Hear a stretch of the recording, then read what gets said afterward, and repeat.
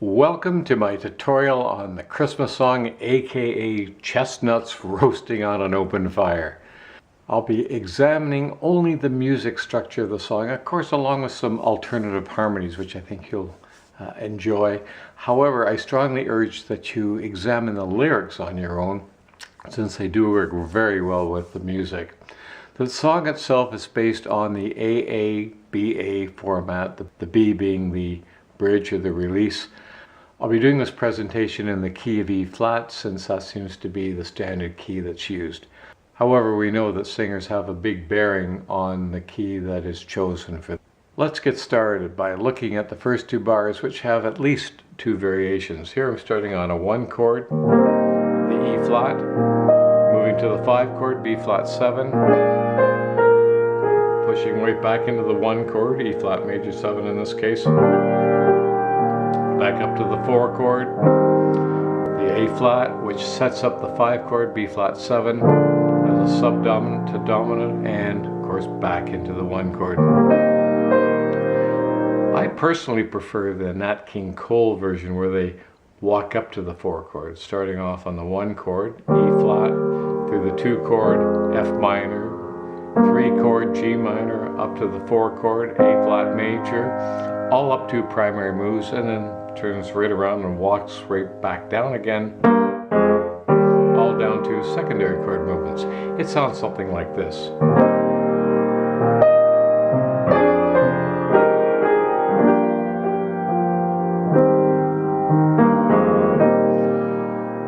From here we move back to the 4 chord, and we have 1 bar to do it in.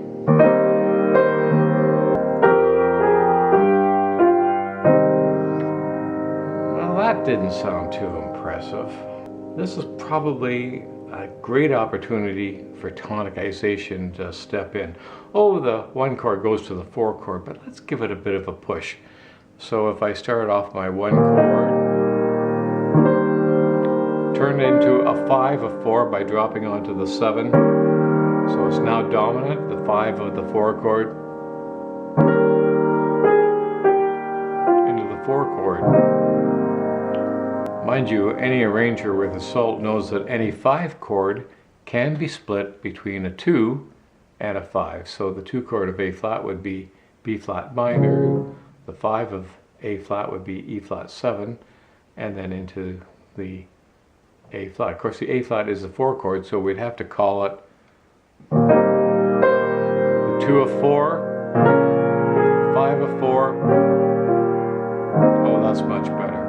Then the composer just simply drops onto a G dominant chord. In this case I'm using an 11, or it could be a sus.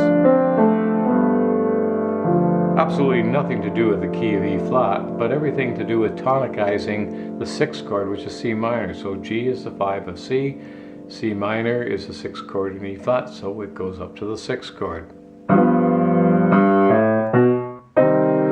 Appears to be at least 3 approaches for the next bar and a half, so let's just examine a few of these. The sheet music generally has you going to the 4 minor chord at this point, maybe through a passing 7th to an A flat minor 6th. The 6th is the melody, aka F half diminished first inversion, but that's for another tutorial. Most 4 minor chords love to go back to the tonic chord, the root chord, the 1 chord. Exception here, and then it moves up to an A minor chord, which I'm going to talk about in a second.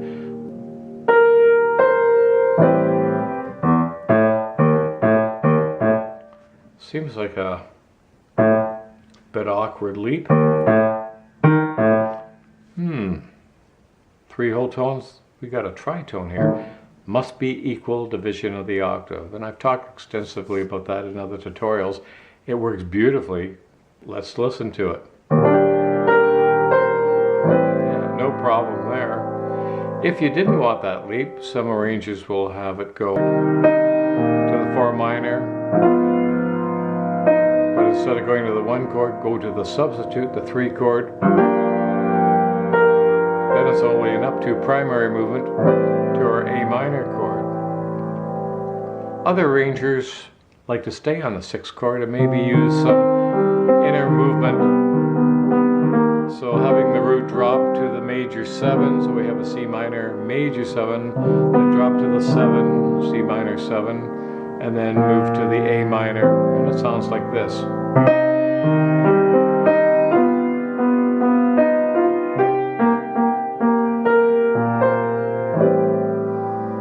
Other arrangers will take that inner movement and put it down in the bass.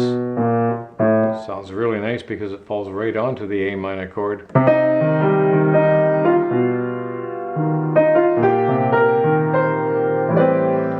In this case it's an A minor 11 because of the melody, but why A minor? It's got nothing to do with the key of E flat. Nothing at all. Perhaps the composer is now looking to change key. No key signature change, but just a quick change into the key of G. A minor being the 2 of G, and into G major 7. 5 accidentals away from our original key, E flat. 2 bars to get back into E flat so we can start the second A section. So what does the composer do? Instead of trying to get back into E flat, he takes another bold move and goes up a half tone. In this case, minor 9, which becomes the 2 of G flat into the key of G flat. Now I've just used up the first 2 beats of the last bar, and I've got 2 beats to get me back into E flat. Well, they cleverly just drop onto the 2 chord, 3 and 4, and back into the tonic chord, and away we go again. Some arrangers like moving from the G flat chromatically by half tones through the F flat, which substitutes for the 5 chord, and onto the 1 chord, as in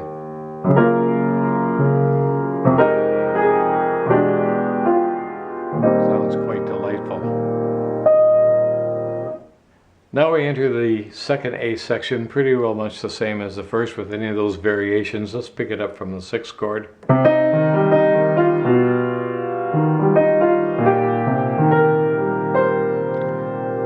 Most arrangements will come in on this A minor 11, but it's a little different at this case because we're not actually heading to a G major, we're heading to G minor, which is the actual 3 chord in E flat.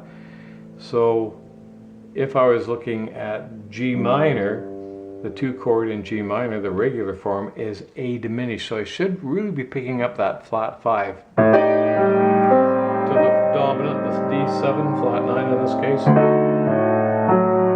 Now it'll fall right onto my 3 chord.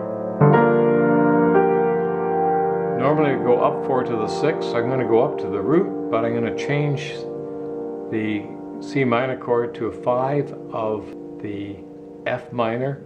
Instead of a C7, I'm using a 13. And then into my 2 chord, the F minor. And I can go to the 5 of E flat.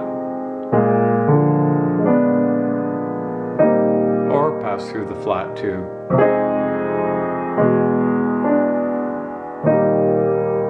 All very nice. Let's look at the bridge, the B section, that different material.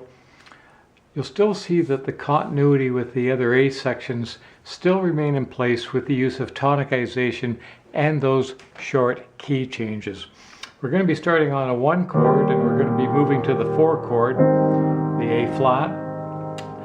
But the composer wants to take his time to get there, so what he does, he starts with the 2 of the 4 chord, the B flat minor, goes to the 5 of the 4, the E flat 7, and then back and forth, killing time, those 3 bars, and then eventually moving into the 4 chord. Let's give that a listen and you'll see how it works.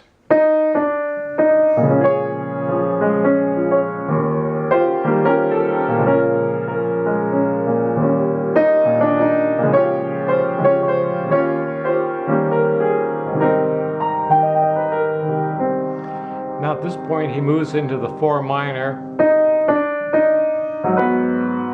but not to go back to the 1 chord, to actually set up the G flat key. 2 of G flat to with a 5 of G flat and into G flat.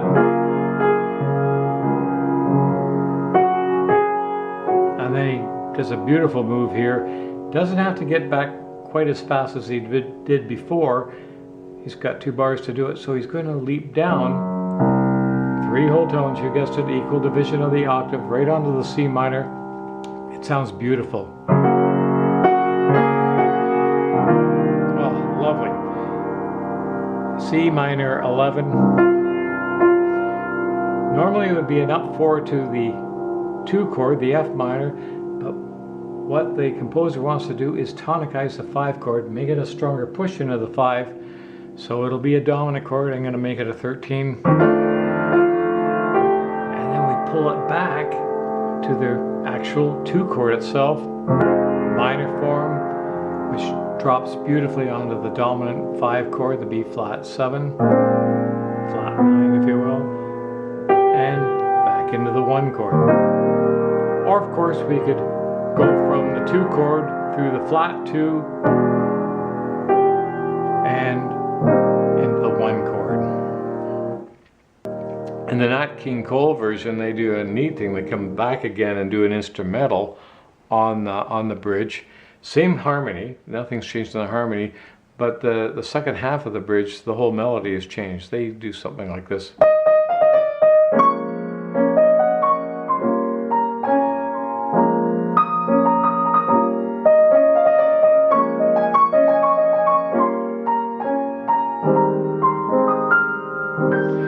Then the guitar comes in and plays a totally different tune, same harmony.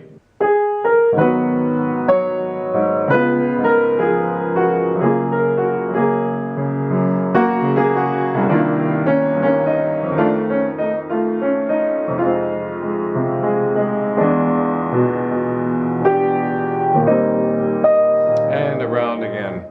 So now we're into the final A section. This is where the coda comes in. Again, I'll pick it up from the 6th chord.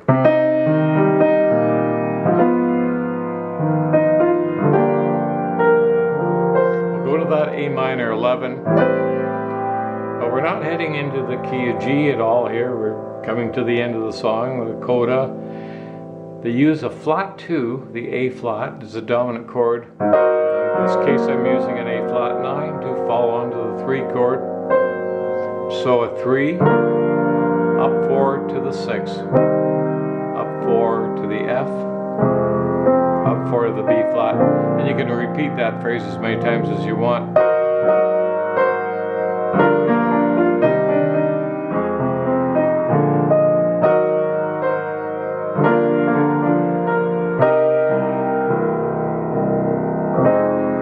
See if I can get the best of both worlds here. Yeah, I've got the 5 and the flat 2. And some arrangers like to hook it up with a little jingle bells at the end.